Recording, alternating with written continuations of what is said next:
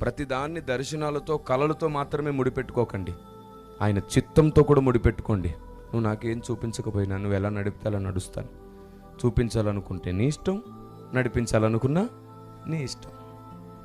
నా పిల్లలు జ్ఞానంగా కొన్ని చేస్తే చూసి మురిసిపోయేవాడు ఆయన.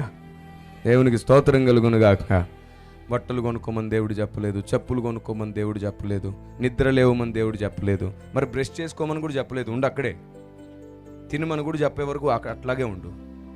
తెలివి తక్కువ ఆలోచన విధానంతో క్రైస్తవ్యం ఇప్పటికీ అవమానింపబడింది.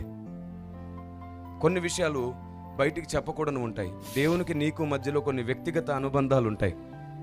ఒక సేవకురాలు ఇలా చెప్పింది, నేను ఇల్లు ఊడుస్తుంటే చీపురు చివర పట్టుకొని ఇల్లు ఊడుస్తున్నాను, నా చెయ్యి నొప్పి వచ్చేస్తుంది, నా దేవుడు నాకు అలా పట్టుకోవద్దు ఇలా పట్టుకోవాలని ప్రేరణ ఇచ్చాడు, నేను పట్టుకున్నానని చెప్పింది. అది ఆవిడికి దేవుడికి మధ్యలో ఉన్న ప్రేమ అనుబంధం కావచ్చు. ఎందుకంటే తండ్రి లాంటి తల్లి లాంటి దేవుడు కాబట్టి చెప్పొచ్చు. చిన్న చిన్న విషయాలు కూడా మాట్లాడొచ్చు.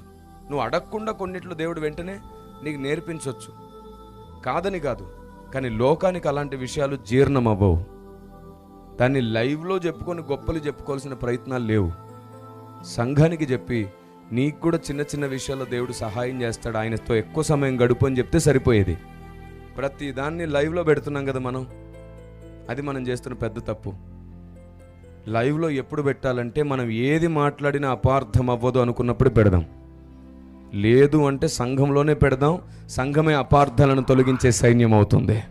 దేవునికి స్తోత్రం కలుగునుగాక. ఆమేన్.